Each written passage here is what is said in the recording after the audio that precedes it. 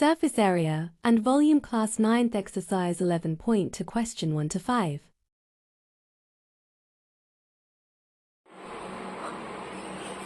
Hello बच्चों, अब आज हम करेंगे सरफेस एरिया एंड वॉल्यूम का पार्ट 2 करेंगे 11.2, जिसमें आपका जो हेडिंग स्टार्ट है वो है सरफेस एरिया ऑफ स्फेयर।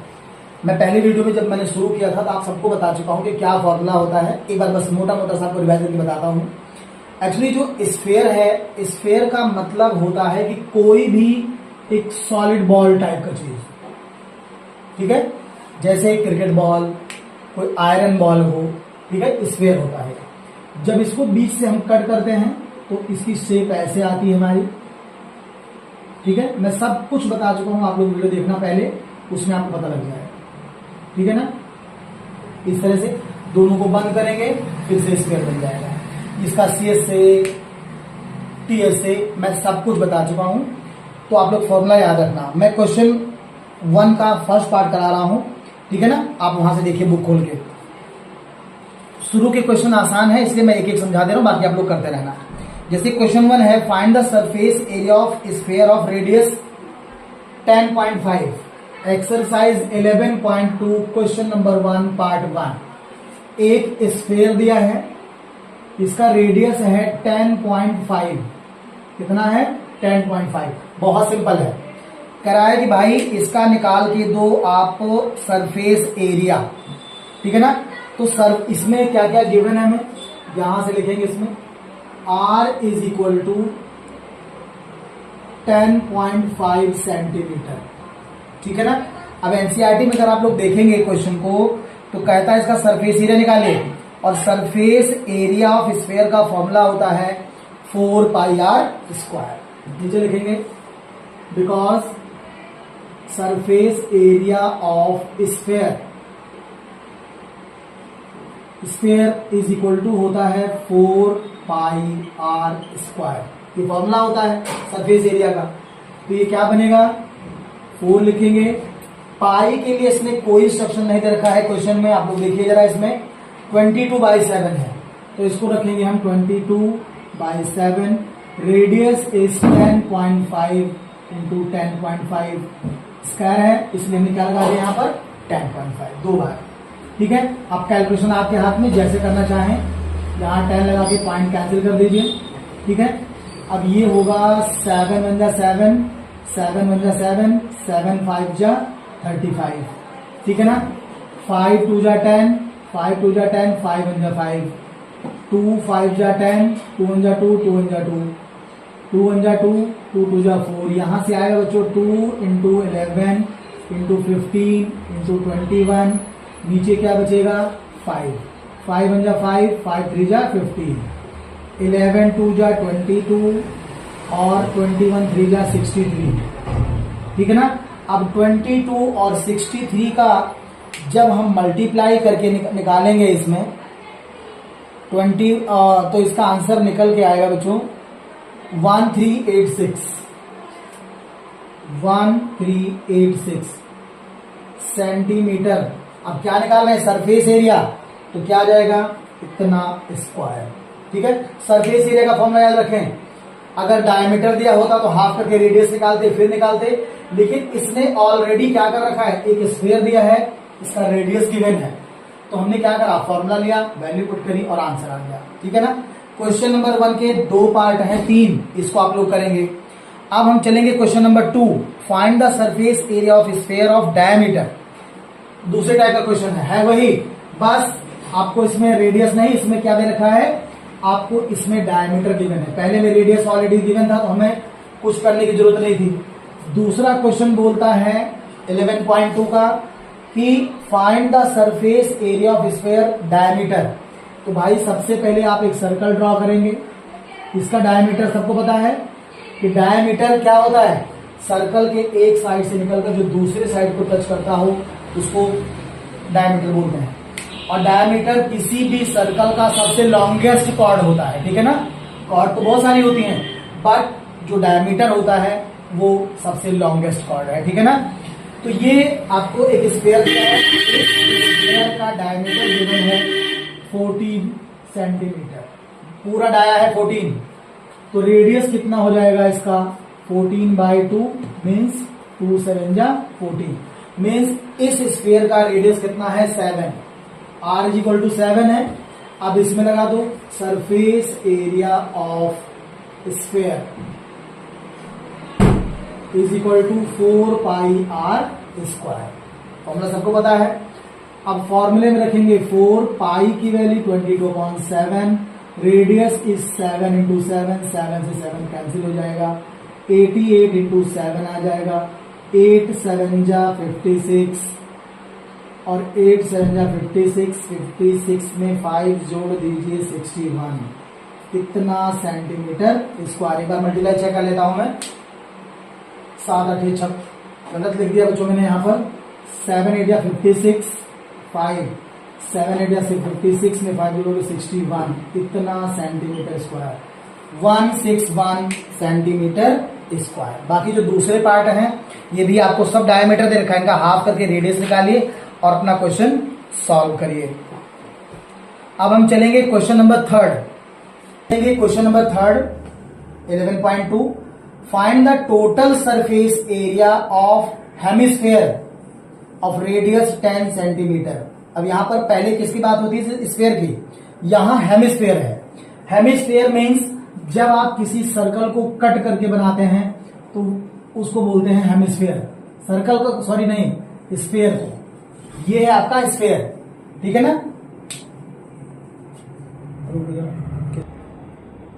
तो बच्चों ये स्फीयर दिया है, हेमिस्फीयर सॉरी। तो क्वेश्चन कह रहा है कि find the total surface area of hemisphere of radius 10, यानी जो ये हेमिस्फीयर है इसकी रेडियस 10 है। कितना है रेडियस 10 सेंटीमीटर। आपको मैंने दिन बताया था कि जो स्फीयर होता है बच्चों, जैसे सर्कल में रेडियस चारों तरफ बराबर होती डायमीटर, वैसे ही इसमें रेडियस अगर ये 10 है तो ये भी 10 होगा, ये भी 10 होगा, ये भी 10 होगा। लेकिन अगर इसकी डेप्थ की बात की जाए तो ये भी 10 होगा, क्योंकि स्फीयर है चारों तरफ सेंटर से उसकी डिस्टेंस क्या है इक्वल है। तो ये हेमिस्फीयर दिया है, इसकी रेडियस 10 सेंटीमीटर गिवन है और कह रहा है कि इसमें पाई की वैल्यू 3.14 यूज करना है। आपको इसका बताना है total surface area. Total surface area hemisphere को आप ये इमेजिन करें कि आपके हाथ में एक कटा हुआ नींबू है, जैसे नींबू होता है ना, नींबू को रख लो। अब नींबू का जितने पार्ट पे छिलका है आधे कटे हुए पे वो, और ऊपर का जहां से आप उसका रस निकालते हैं जूस, वो एरिया उसको निकालना है आपको, इसका टोटल सरफेस एरिया, ठीक है ना। तो टोटल में आपका ये भी आ जाएगा, ये भी पूरा नीचे का आ जाएगा। तो इसमें गिवन है रेडियस हमको 10 सेंटीमीटर और total surface area of hemisphere का फॉर्मूला होता है, टोटल का होता है, अगर स्फीयर होता तो 4πr², लेकिन हेमिस्फीयर है तो ये हो जाएगा 3πr²। क्या हो जाएगा 3πr²। अब 3πr² में आपको पाई की वैल्यू दे रखी है, तो ये हो जाएगा 3 इंटू पाई का मतलब 3.14, रेडियस मतलब 10 इंटू 10। स्क्वायर था तो चाहे स्क्वायर लगा लो चाहे ऐसे लिख लो। ये हो जाएगा 3 इंटू 31400 लग जाएगा, पॉइंट लग जाएगा यहां पर, ऐसे मल्टीप्लाई करो उसका, यहाँ 00। अब मल्टीप्लाई कर लो, 3 4 जा 12, 3 1 जा 3, 4 3 3 जा 9, इतना सेंटीमीटर स्क्वायर, यानी 942 सेंटीमीटर स्क्वायर। बहुत आसान है, सीक्वेंस में था इसलिए मैंने करा दिया, ठीक है। अब अगला क्वेश्चन पढ़ रहा हूं 4th, देखते हैं अगर उसी टाइप का है तो आप खुद करेंगे। क्वेश्चन है find the radius of sphere balloon increase from 7 to 14 centimetre. नहीं आप लोग नहीं कर पाएंगे, मैं करवा रहा हूं क्वेश्चन नंबर 4, ठीक है। बहुत इजी है, ध्यान से करना। ये कई बार टेस्ट वगैरह में पूछा गया है, आपके इंटरनल एग्जाम में पूछा जाता है कई बार, ठीक है। तो क्वेश्चन है, क्वेश्चन नंबर 4 है बच्चों, ये एक्सरसाइज 11.2, ठीक है। ध्यान से पढ़ना, बहुत आसान चैप्टर है। The radius of spherical balloon increase 7 to 14 centimetre. एक बलून दिया है जिसका स्टार्टिंग में रेडियस है 7 सेंटीमीटर, ठीक है, इसमें कम हवा भरी है, और उस केस में उसका रेडियस 7 है। थोड़ा सा इसमें और हवा भरा जा रहा है। देखो बलून जनरली कैसा होता है, जैसे आप लोगों ने देखा है मार्केट में ऐसे, लेकिन इसमें क्या स्फेरिकल बलून स्पेशली बोला है, तो ये है। बाद में जब इसमें थोड़ी सी हवा और भर दी गई तो बलून का साइज बढ़ गया। भाई जब हवा और जाएगी तो सीधी सी बात है उसका क्या हो जाएगा, बढ़ जाएगा रेडियस। रेडियस कह रहे हैं पहले 7 थी, बाद में हो गई 14, यानी जस्ट डबल रेडियस हो गई। क्वेश्चन क्या कह रहा है, find the ratio of surface area of the balloon in 2 cases.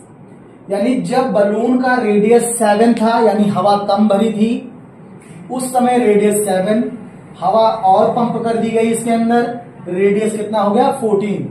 दोनों केस में जो सरफेस एरिया है, दोनों केस में जो सरफेस एरिया है बलून का, उसका रेशियो निकालना है। क्वेश्चन सबको समझ में आ गया है। यानी ये बलून था पहले, हवा और भर दी गई, बढ़ गई रेडियस, उस केस में क्या सरफेस एरिया होगा, दोनों केस में आपको इसका क्या निकालना है, दोनों का रेशियो निकालना है, ठीक है। ये क्वेश्चन नंबर हमारा 4 है। अब इसमें लिखेंगे पहले केस में, लिखो in initial cases, in initial condition या केस जो भी लिखना चाहें। R is equal to 7 centimetre.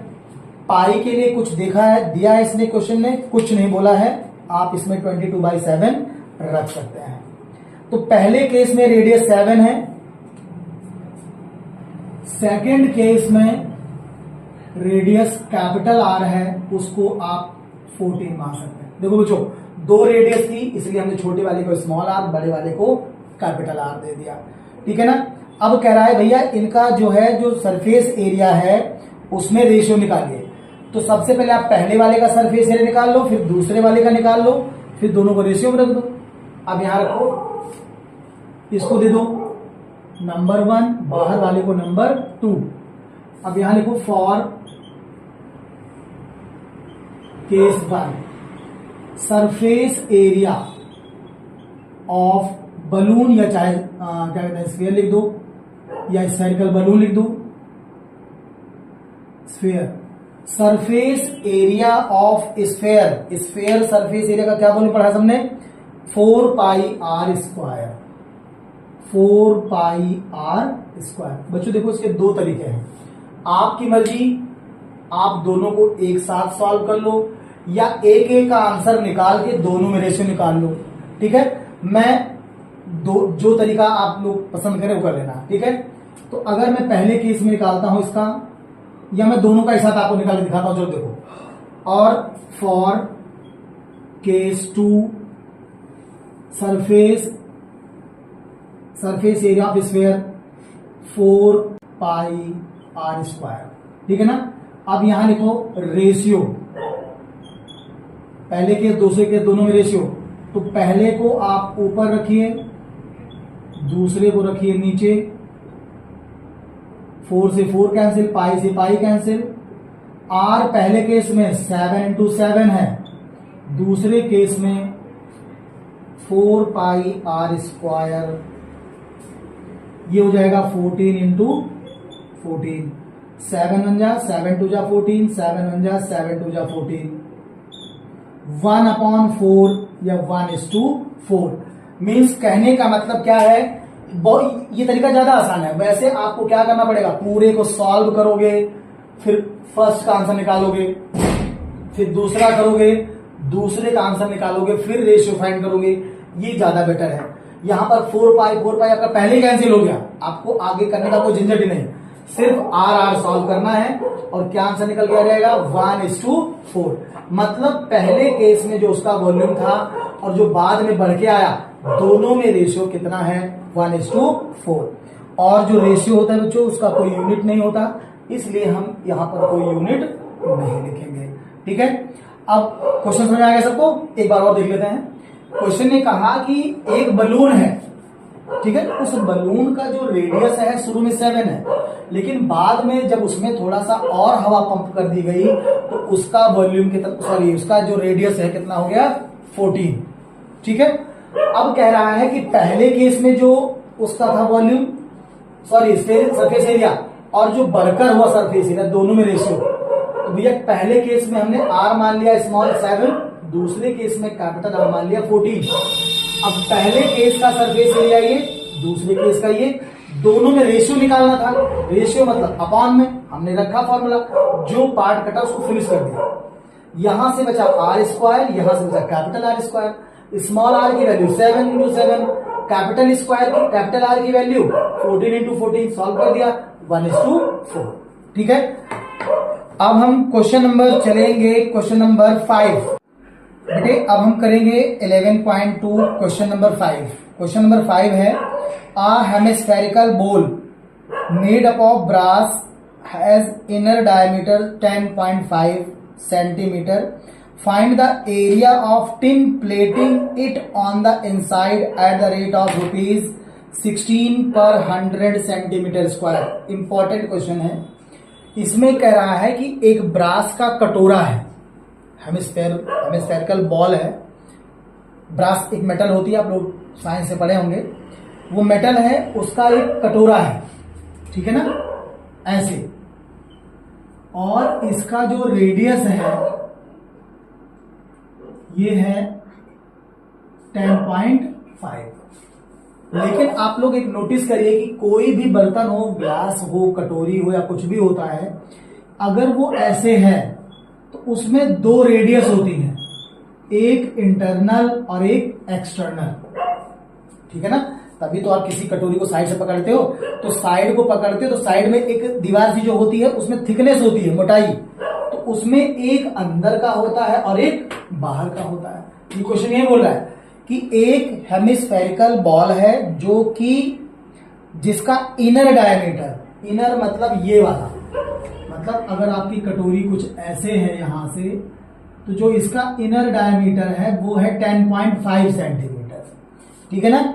Find the cost of tin plating, मतलब उसके ऊपर कोई प्लेटिंग करनी है। आपने सुना होगा कि जैसे सोने चांदी के चीजों पर सोने का पानी चला देते हैं, तो इस तरह से प्लेटिंग करनी है इसमें।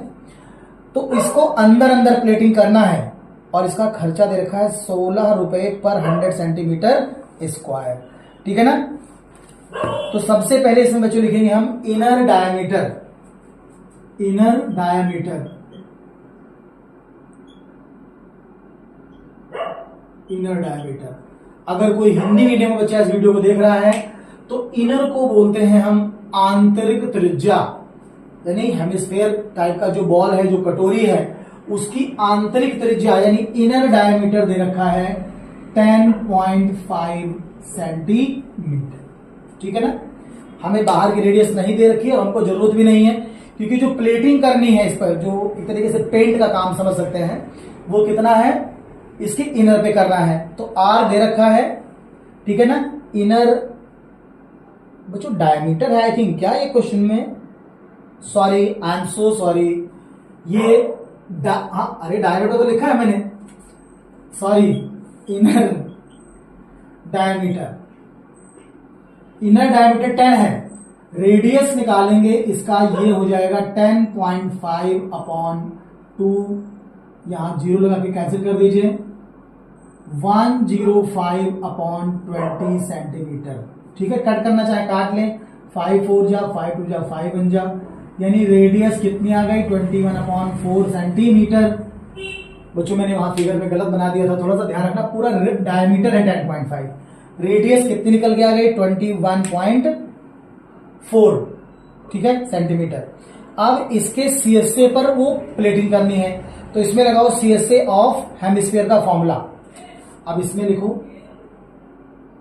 Therefore inner surface area, inner surface area of hemisphere, hemispherical bowl. अब inner surface area of hemispherical bowl का फॉर्मूला होता है 2 पाई आर स्क्वायर। कैलकुलेशन आपकी अच्छी होनी चाहिए, तभी आप अच्छे से मैथ कर पाएंगे। 2 रखें, 22/7 रखें। आर निकला है हमारा 21/4 इंटू 21/4। काटिए इसको, 7 1 जा 7 3 जा और 2 2 जा 4, 2 1 जा 2, 2 1 जा 2, बाकी कोई नंबर इस 2 से ये 2 कैंसिल हो जाएगा। ये आएगा 11 इंटू 3 इंटू 21/4। ठीक है ना। अब जब इसमें आप इनका मल्टीप्लाई करोगे 11 इंटू 3 इंटू 21, तो ये आंसर निकल के आएगा बच्चों हमारा 173.25 173.25 सेंटीमीटर स्क्वायर। ये उस हेमिस्फेरिकल बॉल का इंटरनल सरफेस एरिया आ गया जहां पर इसको प्लेटिंग करनी है, इतना। लेकिन प्लेटिंग करने का खर्चा जो बच्चे दिया है इसमें 16 रुपए पर 100 सेंटीमीटर स्क्वायर है। ठीक है। अब यहां पर लिखेंगे कॉस्ट ऑफ प्लेटिंग इनसाइड, या लिखेंगे cost of tin plating. Tin plating या कोई भी मेटल का प्लेट हो, cost of tin plating inside the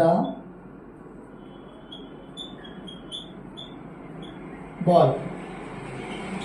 इसके आगे मैं इधर कर दे रहा हूं क्योंकि क्वेश्चन यहां पे थोड़ा ज्यादा नीचे हो जाएगा, आपको दिखेगा नहीं। द बॉल हो जाएगा, ठीक है ना। तो इनसाइड द बॉल का खर्चा दे रखा है ₹100 पर सेंटीमीटर स्क्वायर। ₹100 पर सेंटीमीटर स्क्वायर का खर्चा है। 100 सेंटीमीटर स्क्वायर का कितना? ₹16।